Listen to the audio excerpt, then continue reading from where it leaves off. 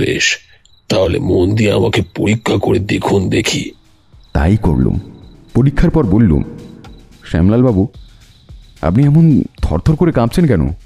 আপনার শরীরে কোনো রোগ আছে বলে তো মনে হলো না। আপনি তো সম্পূর্ণ সুস্থ আশা করি। শ্যামলাল বললে, কাঁপছি কারণ আমি উত্তেজিত। আমার মানসিক অবস্থা মোটেই আশাপ্রদ নয়। যাক, আমার কোনো রোগ নেই শুনে নিশ্চিন্ত হলুম। চিত্রা দেবী, উত্তেজনা ব্যাপারটা স্বাস্থ্যের জন্য মোটেই অনুকূল নয়। আমার বাবা যদি উত্তেজিত না হতেন তাহলে তাহলে নিশ্চয়ই আজ পর্যন্ত জীবিত থাকতেন। চিত্রা কাতর কণ্ঠে বললে, আমার বাবার মৃত্যুর কারণ তো আমি জানি না। শ্যামলাল বললে, অপেক্ষা করুন, একে একে সব কথাই আপনি জানতে পারবেন। কেবল তাই নয়, আপনার উপরে যাতে সুবিচার হয় সেই চেষ্টাই আমি করব। অবশ্য কামলাল ভাইয়া যে আমার উপরে খুশি হবে না সেটা আমি বেশ বুঝতে পারছি। আমি জিজ্ঞাসা করলুম, আচ্ছা, কামলালকে? আমার ছোট ভাই। চিত্রা দেবীর সঙ্গে আপনারাও এখানে এসেছেন, ভালোই করেছেন। এরপর আমি যা বলবো, যা করব তার সাক্ষী থাকবেন আপনারাও। আমরা কয়েকজনে একজোট হয়ে কাজ করলে কামলার মনে যা ভাবুক মুখে কিছু বলতে পারবে না। কিন্তু স্মরণ রাখবেন, এর মধ্যে পুলিশ কি টিকটিকি এসে যেন মাথা না গলায়, তাহলে কাজটা কিন্তু সমস্তই ভেস্তে যাবে। ভারত বললে, আপনি নিশ্চিন্ত থাকুন, পুলিশের কোনো প্রশ্নই এখানে উঠবে না। শ্যামলাল চেয়ারের উপর ভালো করে গুছিয়ে বসে বললে, তাহলে কামলালের সঙ্গে দেখা হওয়ার আগে কাহিনীটা সংক্ষেপে আপনারা শ্রবণ করুন। আমার বাবা পুলিশ বিভাগের পদস্থ কর্মচারী ছিলেন। তার শেষ কর্মস্থল ছিল আন্দামান দ্বীপ। বাবা বিহারের লোক হলেও বাংলাদেশকে বেশি পছন্দ করতেন, তাই পেনশন নিয়ে দক্ষিণ কলিকাতায় চলে আসেন। সেইখানে একখানি নিজস্ব বাড়ি তুলে তিনি বাস করতে থাকেন। সেই বাগানওয়ালা বাড়িখানির নাম দেন সাগর স্মৃতি। আন্দামানের সমুদ্রের সৌন্দর্য তিনি ভুলতে পারেননি, সেই জন্যই বাড়ির এই নাম। কামলাল আর আমি হচ্ছি যমজ ভাই। আমাদের মা অনেকদিন আগেই পরলোকে গিয়েছেন। বাবার সঙ্গে সেই বাড়িতে আমরা বেশ নিশ্চিন্ত ভাবেই জীবনযাত্রা নির্বাহ করছিলাম। ডাক্তার নরেন্দ্র রায় অর্থাৎ চিত্রা দেবীর বাবা যখন নিখোঁজ হন, তখন আমাদের পরিবারের ভেতর একটা বেশ উত্তেজনা সাড়া পড়ে গিয়েছিল। বাবার সঙ্গে আমরা প্রায় সে ব্যাপারে নিয়ে আলোচনা করতাম, কিন্তু বাবা যে কোনো কথা গোপন করছেন এই সন্দেহ একবারও আমরা করতে পারিনি। কিন্তু একটা ব্যাপার আমরা লক্ষ্য করতাম, বাবা যেন কোনো বিপজ্জনক রহস্যের মধ্যে বাস করতেন। সহজে তিনি বাড়ি বাইরে যেতে চাইতেন না। যখন বাইরে যেতে বাধ্য হতেন তখন তার সঙ্গে সর্বদাই থাকতো দুজন দেহরক্ষী। তাদের একজনকে আজ আপনারা দেখেছেন, সে এখন আমার মোটর চালায়। দেহরক্ষীদের আর একজন আছে আমার ভাই কামলালের বাড়িতে। এরা দুজনেই ছিল পেশাদার পালোয়ান। আর একটা উদ্ভট ব্যাপার হচ্ছে, কাঠের পাওয়ালা কোনো লোককে দেখলে বাবা একেবারে ভয়ে আত্মহারা হয়ে যেতেন। আগে আমরা এটা তার বিশেষ বাতি বলেই মনে করতাম, কিন্তু এখন তার ভয়ের কারণ বুঝতে পেরেছি। 1949 খ্রিস্টাব্দের কথা বলছি। একদিন হঠাৎ বাবার নামে একখানি চিঠি এলো। সেই চিঠি পড়েই বাবা প্রায় অজ্ঞানের মতন হয়ে গেলেন। চিঠিতে কি লেখা ছিল তা আমরা কোনোদিনও জানতে পারিনি। এটুকু খালি মনে আছে, চিঠিখানা খুব ছোট আর লেখকের হাতের লেখা প্রায় হিজিবিজির সামিল বলা চলে। পেনশন নেবার পর থেকেই বাবার স্বাস্থ্য বিশেষ ভালো যাচ্ছিল না, কিন্তু সেই চিঠি পাওয়ার পর থেকেই তিনি দিনে দিনে কেমন যেন শুকিয়ে যেতে লাগলেন। ক্রমে তার অবস্থা এমন সঙ্গীন হয়ে উঠলো যে বড় বড় ডাক্তার এনে দেখাতে হলো, কিন্তু কোনো ফলই পড়ল না। অবশেষে ডাক্তাররা একেবারেই জবাব দিয়ে গেলেন। তার শেষ দিনের কথা আমার মনে লেখা আছে আগুনের অক্ষরে। বাবার শয়ন গৃহ ছিল একতলায় বাগানের ধারেই। একদিন আমাদের দুই ভাইকেই তিনি একসঙ্গে ডেকে পাঠালেন। তার আদেশে আমরা ঘরের দরজা বন্ধ করে দিলাম। তারপর তিনি যা বললেন তা হচ্ছে সংক্ষেপে এই রকম। শ্যামলাল, কামলাল, আমার সময় হয়ে এসেছে। আমি সুখেই মরতে পারতুম, কিন্তু এই অন্তিম মুহূর্তেও বিশেষ এক কারণে আমার অন্তরাত্মা অশান্ত হয়ে উঠেছে। দেখো, নরেন বাবুর কন্যার প্রতি আমি সুবিচার করিনি, বুঝলে বাবা? বাবার কথার অর্থ আমরা কিছুই বুঝতে পারলাম না। আমরা হতভম্বের মতো তার মুখের পানে তাকিয়ে আছি দেখে বাবা করুণ হাসি হেসে বললেন, গোড়ার ইতিহাস জানলে আমার কথা বুঝতে তোমাদের কোনো কষ্টই হবে না। বহুকাল আগে আমরা এক গুপ্তধনের অধিকারী হয়েছিলুম, আর সেটা গচ্ছিত ছিল আমার কাছেই। নরেন বাবু আন্দামান থেকে ফিরেই আমার সঙ্গে দেখা করে নিজের অংশ দাবি করে বসলেন। গুপ্তধনের ভাগ বাটোয়ারা নিয়ে নরেন বাবুর সঙ্গে আমার বচসা হলো। আমি বরাবরই জানতুম তার হৃৎপিণ্ডের অবস্থা মোটেও ভালো নয়। তর্ক করতে করতে হঠাৎ উত্তেজিত হয়ে তিনি রেগে দাঁড়িয়ে উঠলেন। তার পর মুহূর্তেই দুই হাতে বুকের কাছটা চেপে ধরে জ্ঞান হারিয়ে মাটির উপরে পড়ে গেলেন, এবং পড়ে যেতে যেতে টেবিলের কোণে মাথা লেগে বিষম আঘাত পেলেন। আমি যখন তার উপর হেঁট হয়ে বসে পড়লুম, তখন তিনি আর বেঁচে নেই, আর তার কাটা মাথা দিয়ে হু হু করে রক্ত বেরোচ্ছে। কি ভয়ঙ্কর দৃশ্য বাবা! আমি বহুক্ষণ আচ্ছন্নের মতো সেইখানে বসে রইলুম। ব্যাপারটা প্রকাশ হলে পুলিশ আসতে দেরি লাগবে না, আর পুলিশ এলে আমাকেই যে খুনি বলে গ্রেপ্তার হতে হবে সে বিষয়েও কোনো সন্দেহ নেই। নিরুপায় হয়ে তখন আমি যা করলুম তার জন্য তোমরা আমাকে দোষ দিও না বাবা। বাগানের ভেতরেই এক কোণে আমি নরেনের দেহটাকে সমাধিস্থ করতে বাধ্য হলুম। তারপর গুপ্তধনের সিন্দুকটা তাড়াতাড়ি লুকিয়ে ফেললুম, কিন্তু তারপরে আমার যা করণীয় ছিল আমি কিন্তু তা করিনি। নরেন বাবুর অংশটা আমি তার কন্যার হাতে সমর্পণ করতে পারতুম বটে, কিন্তু বলতে পারো কতকটা লোভের বশেই আর কতকটা লোক জানাজানির ভয়ে আমি সেই কর্তব্য পালন করিনি। আশা করি এইবার তোমরা আমার বক্তব্য বুঝতে পারছো। এই সময় কামলাল জিজ্ঞাসা করলে, সেই গুপ্তধনের সিন্দুকটা আপনি কোথায় রেখেছেন?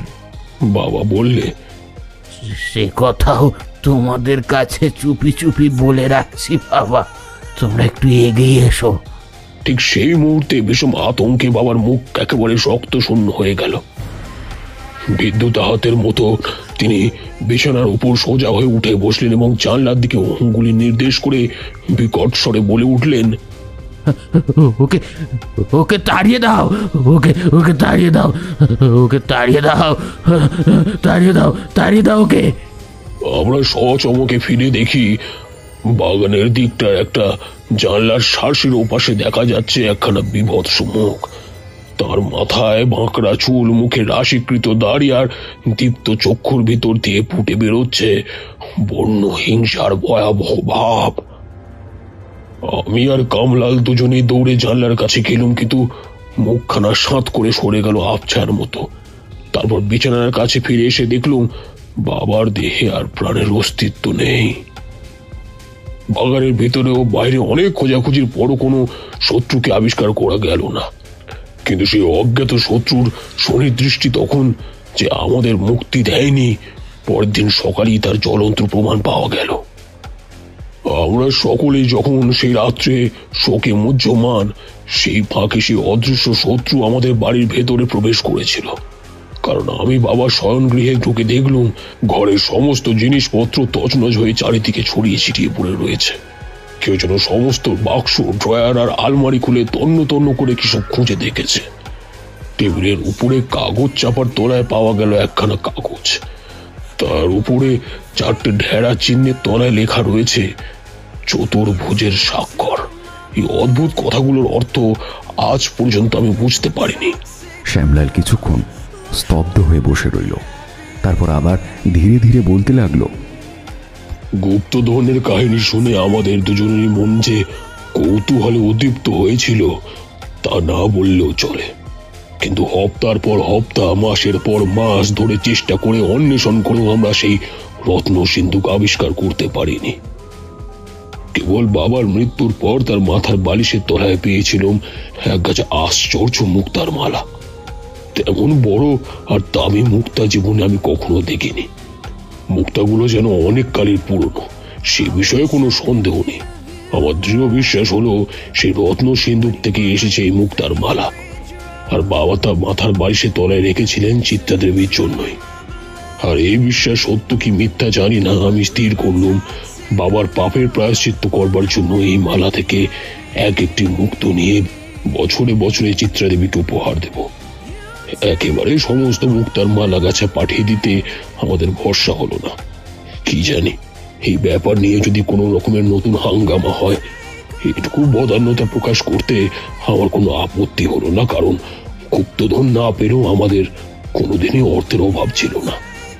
কিন্তু কামলালের মত ছিল অন্যরকম, আর সেই মতবিরোধের ফলে আমি পৈতৃক বাড়ি ছেড়ে এখানে এসে নতুন বাসা বেঁধেছি।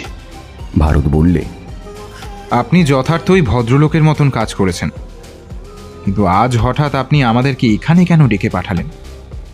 এবারে অনুগ্রহ করে সেই কথাটা বলুন। শ্যামলাল বললে, সম্প্রতি বাবার রত্ন সিন্ধুকটা আবিষ্কৃত হয়েছে। কামলাল হচ্ছে অতিশয় চালাক ছেলে। বারবার তার সন্ধান ব্যর্থ হলেও সে হতাশ হয়ে হাল ছাড়েনি। তারপর সে আবিষ্কার করে ফেলেছে বাবার শয়নগৃহের টঙে আছে উপরি উপরি 2টো ছাদ। প্রথম ও দ্বিতীয় ছাদের মাঝখানে আছে 3 হাত ফাঁক। বাহির থেকে দেখলে এই রহস্যটা আবিষ্কার করা যায় না, কিন্তু কামলার রীতিমতন মাথা খাটিয়ে এই গুপ্ত ব্যাপারটা ধরে ফেলেছে। সেই 2টো ছাদের ভিতরেই লুকানো ছিল গুপ্তধনের সিন্ধুক। এই খবরটা দেবার জন্যই চিত্রা দেবীকে এখানে আসবার জন্য আমি আমন্ত্রণ করেছি। ভারত বললে, আপনার সাধুতা দেখে শ্রদ্ধা হয়, কিন্তু এরপর আপনি কি করতে চান? শ্যামলাল বললে, এরপর আমরা সকলে মিলে একজোট হয়ে কামলাল ভাইয়ের সঙ্গে দেখা করতে চাই। নিজেকে আমি চিত্রা দেবীর সম্পত্তির অছি বলেই মনে করি। যতদিন না তার প্রাপ্য অংশ তাকে ফিরিয়ে দিতে পারি ততদিন আমার শান্তি নেই। কিন্তু কামলাল মন্দ লোক না হলেও প্রথমটা হয়তো আমার মতন সমর্থন করবে না। সেই জন্যই চিত্রা দেবীর সঙ্গে আপনাদেরও থাকা দরকার। আপনারাও আমার পক্ষ অবলম্বন করলে অনিচ্ছা থাকলেও শেষ পর্যন্ত কামলার আপত্তি করতে পারবে না। আমি জিজ্ঞাসা করলুম, আচ্ছা গুপ্তধনের পরিমাণ কত সে সম্বন্ধে আপনি কিছু শুনেছেন? আন্দাজ 2 কোটি টাকার কম হবে না। সম্পত্তির পরিমাণ শুনে আমার মাথা রীতিমতো ঘুরতে লাগলো। এরই 1/3 যদি চিত্রার অংশ বলে গণ্য হয়, তাহলে বৈষয়িক দিক দিয়ে আমাদের মতন লোককে নগণ্য বলেই মনে করতে হবে। চিত্রার মুখের দিকে তাকিয়ে দেখলুম তার মুখ একেবারে ভাবহীন, তার দেহ মাটির মূর্তির মতো স্থির। ভারতের কোনো ভাবান্তর হলো না। সে উঠে দাঁড়িয়ে সহজ কণ্ঠেই বললে, শ্যামলবাবু, এখন যদি আমাদের কামলাল বাবুর বাড়িতে যেতেই হয় তাহলে আর দেরি করবার দরকার নেই, কারণ রাত ক্রমে বেড়ে উঠছে। শ্যামলালও আসন ত্যাগ করে দাঁড়িয়ে উঠে বললেন, হ্যাঁ, আর দেরি করা উচিত নয়। সঙ্গে নারী, ওর কষ্ট হতে পারে। আমার গাড়ি নিজেই প্রস্তুত আছে। আমাদের নিয়ে মোটর আবার ছুটল দক্ষিণ দিকে। পরে পার হয়ে গেলুম উত্তর, মধ্য ও দক্ষিণ কলকাতার বালিগঞ্জ পর্যন্ত। বিদ্যুতালোকের সমারোহ আর তরঙ্গায়িত জনস্রোতের কোলাহল আর নেই। বেড়ে উঠতে লাগলো আবছায়া, কমে আসতে লাগলো ইষ্টক স্তূপের কঠোরতা, এবং পাওয়া যেতে লাগলো একটু একটু করে বন্য প্রকৃতির ইঙ্গিত। নির্জন ও নিরালা টালিগঞ্জে প্রায় শেষ প্রান্তে এসে আমাদের গাড়িখানা হঠাৎ থেমে দাঁড়িয়ে পড়ল। জানলা থেকে বাইরের দিকে মুখ বাড়িয়ে শ্যামলাল বললে, এই হচ্ছে আমার বাবার সাধের সাগর স্মৃতি। এই জঙ্গলের মাঝখানে সাগর স্মৃতি নামটা কষ্ট কল্পনা বটে, কিন্তু বাবা বোধ করে এইখানে বসে বসেই প্রাণের কানে শুনতে পেতেন সুদূর আন্দামানের বালুকা শয্যার উপরে এসে ঝাঁপিয়ে ঝাঁপিয়ে পড়ছে অনন্ত নীল সাগরের ফেনিল তরঙ্গোচ্ছ্বাস। আসুন নেমে পড়ি। আজকের অ্যাডভেঞ্চারে প্রায় শেষের দিকে যখন এসে পৌঁছলুম, রাত 11টা বাজতে, তখন আর বেশি দেরি নেই। সামনেই বেশ উঁচু খাঁড়া পাঁচিল দাঁড়িয়ে আছে। চাঁদের আলোয় তার মাথায় চকচক করছে ভাঙা কাঁচের টুকরো। পাঁচিলের মাঝখানে একটা বন্ধ ফটক। শ্যামলাল এগিয়ে গিয়ে নিজের হাতের লাঠি দিয়ে ফটকের উপরে ঠকঠক করে কয়েকবার আঘাত করলে ফটকের ওপার থেকে বাঁচখাই গলায় আওয়াজ এলো, কে গোলমাল করে? শ্যামলাল বললে, আমি সুন্দর সিং। আমার গলা চিনতে পারছো তো? কে একজন বকবক করে বকতে বকতে ফটকের একখানা পাল্লা টেনে খুলে ফেললে সশব্দে। বাইরে এসে দাঁড়ালো একটা মূর্তি, দস্তুর মতো লম্বা চওড়া জোয়ান ও চোয়ারে মূর্তি। শ্যামলাল চুপি চুপি আমাদের দিকে ফিরে বললে, সুন্দর সিং এখন হয়েছে দারোয়ান, আগে ছিল বাবার দেহরক্ষী। আমাদের সকলকার মুখের ওপর একবার সন্দেহজনক দৃষ্টি বুলিয়ে নিয়ে সুন্দর সিং বললে, আপনি তো দেখছি বড় বাবু, কিন্তু আপনার সঙ্গে ওরা কে? জানেন তো আপনি ছাড়া আর কারোর ভিতরে আসবার হুকুম নেই। শ্যামলাল বললে, হুকুম নেই? সে কি কথা? আমি তো কালী বলে গিয়েছিলাম আমার সঙ্গে অন্য লোকও আসতে পারে। সুন্দর সিং অবিচলিত কণ্ঠে বললে, ছোটবাবু আজ সারাদিন নিজের ঘরের বাইরে আসেননি। তাকে গিয়ে আমি যদি বিরক্ত করি তাহলে তিনি রেগে খাপ্পা হয়ে উঠবেন। তবে আপনি অনায়াসে ভিতরে যেতে পারেন, কিন্তু আপনার সঙ্গীদের ওইখানেই দাঁড়িয়ে থাকতে হবে। বিপদে পড়ে শ্যামলাল বললে, সুন্দর সিং, তুমি অন্যায় কথা বলছো। অন্তত আমার কথায় তোমার বিশ্বাস করা উচিত। দেখছো আমাদের সঙ্গে রয়েছেন একজন মহিলা, উনি কি রাত্রে পথের উপরে দাঁড়িয়ে থাকবেন? সুন্দর সিং কিন্তু অটল, মাথা ঝাঁকি দিয়ে বললে, ওসব আমি জানি না, আমাকে ক্ষমা করবেন। যার মাইনে খাই তার হুকুম তো আমাকে তামিল করতেই হবে। আপনাকে আমি চিনি, কিন্তু আপনার বন্ধুদের তো আমি চিনি না। এইবারে ভারত এগিয়ে ফটকের সামনে গিয়ে দাঁড়ালো। তারপর মৃদু হাসতে হাসতে বললে, সুন্দর সিং, বোধহয় এরই মধ্যে তুমি আমাকে ভুলে যাওনি। বছর 2 আগে গোবরবাবুর আখড়ায় তোমার সঙ্গে একদিন আমি শখ করে কুস্তি লড়েছিলাম, মনে আছে কি? সুন্দর সিং মুখ নামিয়ে তীক্ষ্ণ নেত্রে ভারতের মুখের দিকে দৃষ্টিপাত করে বললে, আপনাকে ভারতবাবু বলে মনে হচ্ছে যে। হ্যাঁ তাই তো। আরে মশাই, আপনাকে কি আমি ভুলতে পারি? সেই দঙ্গলে আপনি 1 মিনিটের ভিতরে আমাকে চিৎ করে দিয়েছিলেন। আসুন আসুন, আপনাকে তো আমি চিনি। ভারত আমারও চিত্রার দিকে অঙ্গুলি নির্দেশ করে বললে, আর এদের দুজনকে আমি চিনি। তুমি কি আমার কথায় নির্ভর করতে পারবে না? সুন্দর সিং হাসতে হাসতে বললে, নির্ভর না করে উপায় কি ভারতবাবু? আমি বাধা দিলে তো আপনি জোর করেই ভিতরে ঢুকে পড়তে পারেন। তার চেয়ে ভালোই ভালো পথ ছেড়ে দেওয়াই ভালো। আসুন আসুন আসুন, আপনারা আসুন। বাগানের ভিতরে ইট দিয়ে বাঁধানো পথ, দিকে দিকে ফুলের চারার ঝোপঝাড়, ছোট বড় ঝুপসি গাছের ভিড়, কোথাও হালকা আর কোথাও নীরের অন্ধকারের লীলা, এবং চারিদিকে বিরাজ করছে একটা রূপলি নিরবিচ্ছিন্ন নিস্তব্ধতা। যেখানে পর্দা সেখানেই চাঁদের আলোর প্রলেপ, কিন্তু সে আলো মরার মতো পাণ্ডুর। দেখলে মনে প্রসন্ন ভাব জাগে না। এরই মধ্যে দাঁড়িয়ে আছে আলো ছায়া মাখা মস্ত বড় একখানা বাড়ি। তারও কোথাও নেই জীবনের কোনো সারা বা চিহ্ন। কেন জানি না, এসব দেখতে দেখতে কেমন একটা অজানা উদ্বেগে আমার বুকের কাছটা ছ্যাঁত ছ্যাঁত করতে লাগলো। সঙ্গীদের দিকে তাকালো, তারাও নীরবে গম্ভীর মুখে পায়ে পায়ে এগিয়ে চলেছে। তারাও বোধ করি মনে মনে আমারই মতন উদ্বেগের ভাব অনুভব করছিল। হঠাৎ শ্যামলাল নীরবতা ভঙ্গ করে বললে, ব্যাপারটা ঠিক বুঝতে পারছি না।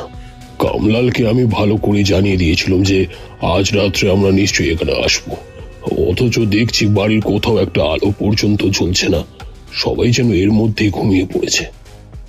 ভারত বললে, আচ্ছা, কামলাল বাবু বাড়ির কোথায় থাকেন? শ্যামলাল উপর দিকে অঙ্গুলি নির্দেশ করে বললে, তেতলার ওই ঘরে, ওই যে ওই ঘরের একটা জানালার উপরে খানিকটা চাঁদের আলো এসে পড়েছে, কিন্তু ঘরের ভিতর থেকে কোনো আলো আসছে না। ভারত বললে, না, কিন্তু ওই ঘরের ঠিক পাশেই একটা জানালার ভিতর দিয়ে আমি একটুখানি আলোর ফিনিক দেখতে পাচ্ছি। শ্যামলাল বললে, আগে হ্যাঁ, ওটা হচ্ছে বুড়ি খান্তমণির ঘর, এ বাড়ির প্রধান আদাসী। খান্ত তাহলে জেগেই আছে। আচ্ছা, তার মুখ থেকেই সব খবর পাওয়া যাবে। আপনারা এখানে একটু দাঁড়ান, আমি ভিতরে গিয়ে সব খবর নিয়ে আসি। শ্যামলাল 2 পা অগ্রসর হয়ে থমকে আবার দাঁড়িয়ে পড়ে ত্রষ্ট কণ্ঠে বললে, ও কি ও শুনছেন? আমরাও শুনতে পেলুম। চিত্রা সচমকে আমার একখানা হাত সজোরে চেপে ধরলে। ভারত উৎকণ্ঠ হয়ে শুনতে লাগলো। সেই প্রকাণ্ড অট্টালিকার ভিতর থেকে বাইরের একান্ত নিস্তব্ধ আকাশ বাতাসের মাঝখানে ভেসে ভেসে আসছে অত্যন্ত করুণ আর্তনাদ। এক ভীত নারীর কণ্ঠ নিঃসৃত তীক্ষ্ণ আর্তস্বর। রহস্যময় রাত্রির নিরালা পরিস্থিতির মধ্যে সেই বুক ভাঙা ক্রন্দনধ্বনি কেমন যেন অপার্থিব বলে মনে হতে লাগলো। শ্যামলাল বললে, খান্তমণি কাঁদছে, তার গলা আমি চিনি, কিন্তু ব্যাপার কি? আপনারা অপেক্ষা করুন, আমি এখনই ফিরে আসছি। এই বলে সে দ্রুত পদে বাড়ির ভিতরে চলে গেল। সিঁড়ির উপর থেকে শোনা গেল তার পায়ের শব্দ। একটু পরে শুনতে পেলুম নারী কণ্ঠের এক আশ্বস্ত স্বর, বড়বাবু, বড়বাবু, বাঁচলুম, তুমি এসেছো বড়বাবু। তারপরেই একটা দরজার শব্দ এবং কিছুক্ষণ আবার সব চুপচাপ। আমরা 3 জনে সেইভাবে দাঁড়িয়ে দাঁড়িয়ে অপেক্ষা করতে লাগলো। চিত্রা তখনও আমার হাত ছাড়লে না। আমি অনুভব করতে পারলাম তখনও তার দেহ থরথর করে কাঁপছে। আর সেই ভয়ের কম্পন কিন্তু আমার মনের মাঝে এনে দিলে কেমন এক মধুর ভাবের স্পন্দন। স্বীকার করতে বাধা নেই, আমার দেহ রোমাঞ্চিত হয়ে উঠল। তবে বলা বাহুল্য তা আতঙ্কে নয়, অন্য কারণে। ভারত কিন্তু চুপ করে দাঁড়িয়ে দাঁড়িয়ে চতুর্দিকে তীক্ষ্ণ দৃষ্টি সঞ্চালন করতে লাগলো। তারপর ধীরে ধীরে মৃদুস্বরে বললে, চেয়ে দেখো, বাংলাদেশের সমস্ত উইপোকার দল একজোট হয়ে যেন এখানে বসে নিজেদের বাসা বেঁধে নিয়েছে।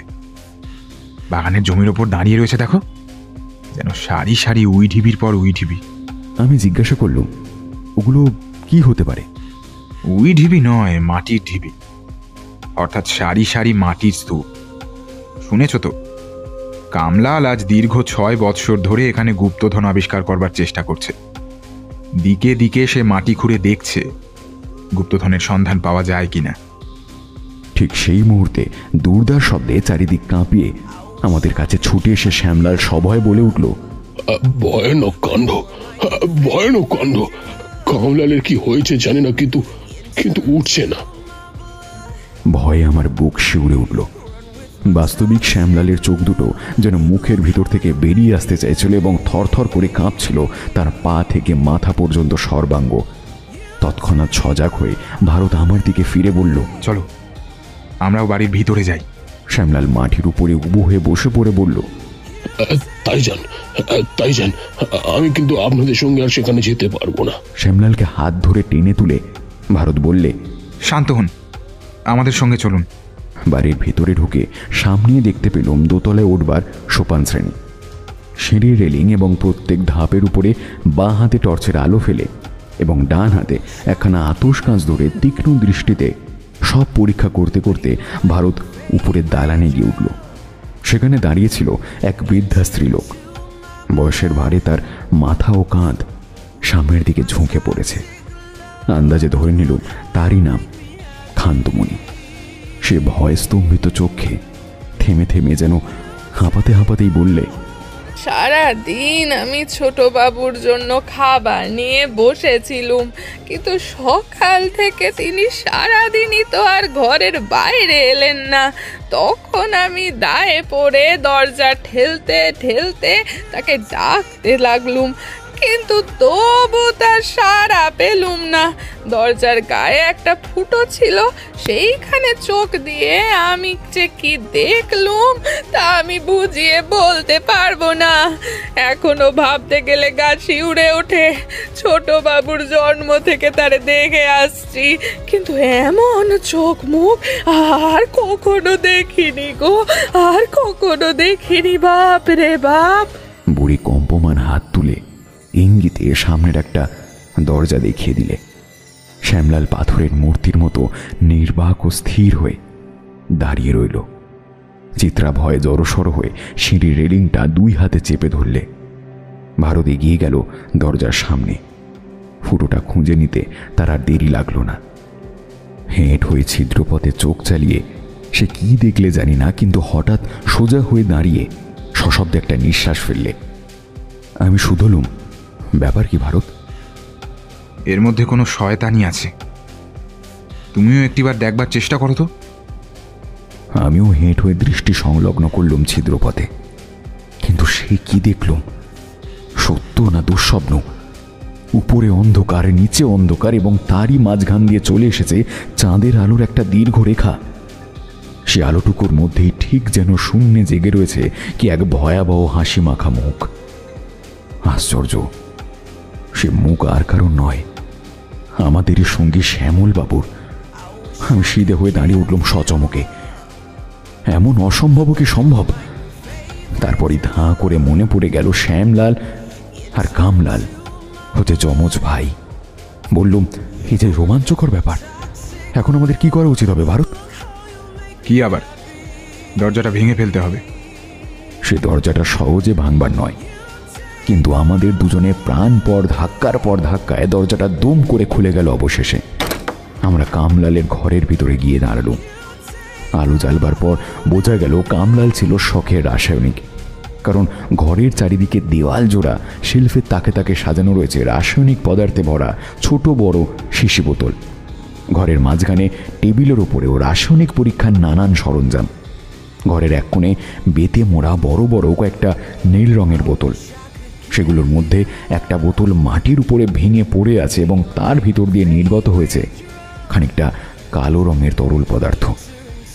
পদার্থটা কি জানি না, কিন্তু আলকাতরার মতন একটা ঝাঁঝালো গন্ধে বাতাস ভারাক্রান্ত হয়ে উঠেছে। ঘরের আর এক পাশে দাঁড় করানো একখানা কাঠের মই। যেখানে মইখানা শেষ হয়েছে ঠিক সেখানেই ছাদের প্রান্তে দেখা যাচ্ছে একটা চূড়া দরজা। মইখানার নিচের দিকে মেঝের উপরে পড়ে রয়েছে এক গাদা লম্বা দড়ির কুণ্ডলি। টেবিলের সামনে চেয়ারের ধারে একখানা বড় আরাম কেদারের উপরে উপবিষ্ট প্রাণহীন কামলালের মূর্তি। তার সেই অপার্থিব হাসিমাখা রক্তহীন মুখখানা ঝুলে পড়েছে কাঁধের উপরে। তারই পাশে পড়ে আছে অদ্ভুত একটা দণ্ড। আমি ডাক্তার, নিজের হাতে বিস্তর মরা কেটেছি আর ঘেঁটেছি, সুতরাং নানা ভাব বিশিষ্ট মৃতদেহ আমার কাছে সুপরিচিত। কিন্তু মৃত কামলালের মতন বিভৎস হাসিমাখা মুখ আর কখনো আমার চোখে পড়েনি। এই মৃত্যুস্থির ভয়াল হাসি যেন জল করে দেয় বুকের রক্ত। টেবিলের উপর থেকে একখানা কাগজ তুলে নিয়ে অর্থপূর্ণ স্বরে ভারত বললে, দেখো। একটুখানি লেখা। মুখ নামিয়ে শিউরে উঠে পাঠ করলুম, চতুর্ভুজের স্বাক্ষর। চেঁচিয়ে বলে উঠলুম, হায় ভগবান, এর মানে কি? এর মানে হচ্ছে হত্যাকাণ্ড। মৃতদেহের উপর অঙ্গুলি নির্দেশ করে সে আবার বললে, এইখানে, এইখানে দেখো। কামলালের ঠিক কানের উপরে বিধে রয়েছে কি একটা জিনিস। এটা কাঁটাই বটে। তুমি কাঁটাটা উপড়ে ফেলো দেখি, কিন্তু সাবধান, ওটা কিন্তু বিষাক্ত কাঁটা। একটু টানতেই কাঁটাটা খুব সহজে উঠে এলো। চামড়ার উপরে জেগে রইল রক্তাক্ত আঁচড়ের মতন এমন একটা ছোট ক্ষত, যা সহজে দৃষ্টি আকর্ষণ করে না। হতভম্বের মতো আমি বললাম, কিছু তো বোঝা যাচ্ছে না, রহস্য তো ক্রমে ঘনীভূত হয়ে উঠছে। ভারত মাথা নেড়ে বললে, ঠিক তার উল্টোটা। আমার কাছে সমস্ত রহস্য একেবারে সাফ হয়ে গিয়েছে। আরও কিছু কিছু তথ্য সংগ্রহ করে চিহ্নসূত্র মাঝে মাঝে জুড়ে নিতে পারলেই সমস্ত মামলাটা জলের মতন সহজ হয়ে যাবে। শ্যামলালের কথা আমরা একেবারে ভুলেই গিয়েছিল। এতক্ষণ পরে হঠাৎ সে নিজের অস্তিত্ব প্রমাণিত করে চেঁচিয়ে বলে উঠল, সর্বনাশ! রত্ন সিন্ধুকটা তাহলে কোথায় গেল? খুনিরা নিশ্চয়ই সিন্ধুক নিয়ে পালিয়ে গেছে। কাল সন্ধ্যের পর কামলালের সঙ্গে আমি নিজে রত্ন সিন্ধুকটা ওই চোরা দরজা দিয়ে নিচে নামিয়ে মেঝের উপরে এখানেই এনে রেখেছিল।